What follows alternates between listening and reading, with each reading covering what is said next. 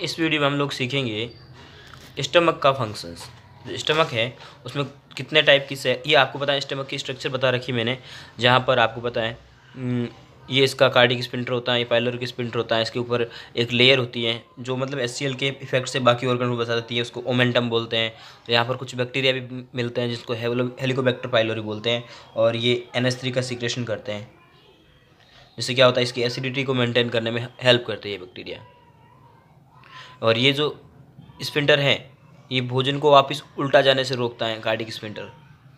और pyloric sphincter इसको नीचे जाने से रोकता है, एक साथ नीचे चला ना जाए। भोजन को कम से कम 5 to 6 आवर्स पे अपने स्टमक के अंदर रहना चाहिए, इसलिए ये वाला स्पिंटर काम में आता है। और यहाँ पर बहुत सारी लेयर्स होती है, आपको पता है हर किसी में यही लेयर होती है, सिरोसा, मस्कुलरिस, सब मस्कुलरिस और म्यूकोसा।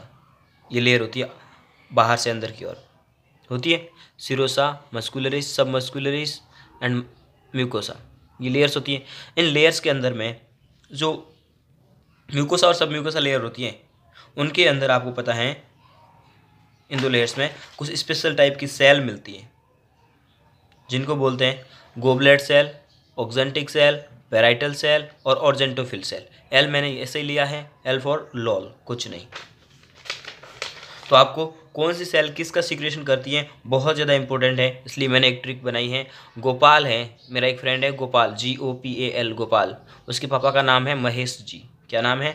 गोपाल है लड़के का नाम, और गोपाल के पापा का नाम है महेश जी। आपको याद रह जाएगा। G4 है गोबलेट सेल। क्या है G4 है goblet cell, G4 goblet cell. और गोबलेट सेल क्या निकालती है? गोबलेट सेल सीक्रेट करती है म्यूकस, ठीक है। उसके बाद आता है oxyntic cell, O for oxyntic cell, oxyntic cell. Oxyntic cell secrete करती है HCl, और HCl के साथ में थोड़ा बहुत इनिशियल फैक्टर भी, इनिशिएटिंग फैक्टर कैलस नेजल कारक जो विटामिन B12 के एब्जॉर्प्शन में काम आता है वो भी सीक्रेट करती है, ठीक है।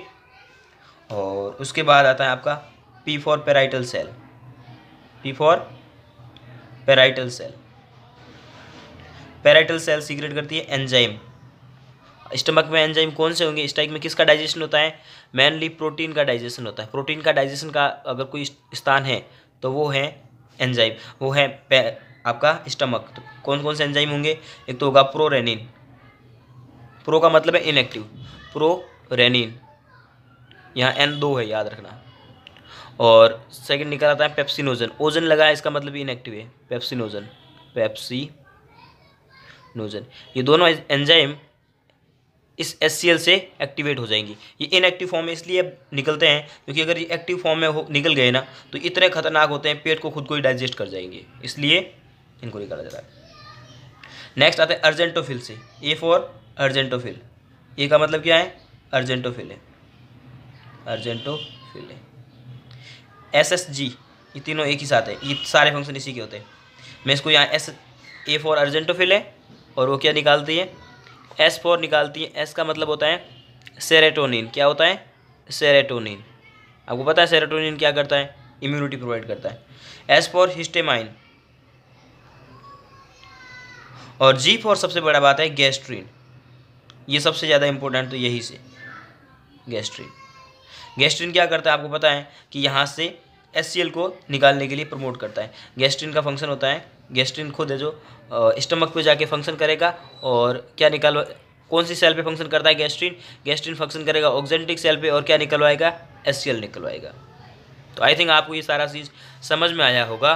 गोपाल के पापा महेश जी हैं, आप एग्जाम में आएगा तो भूलोगे नहीं, ये बात तो पक्का है मेरे पास।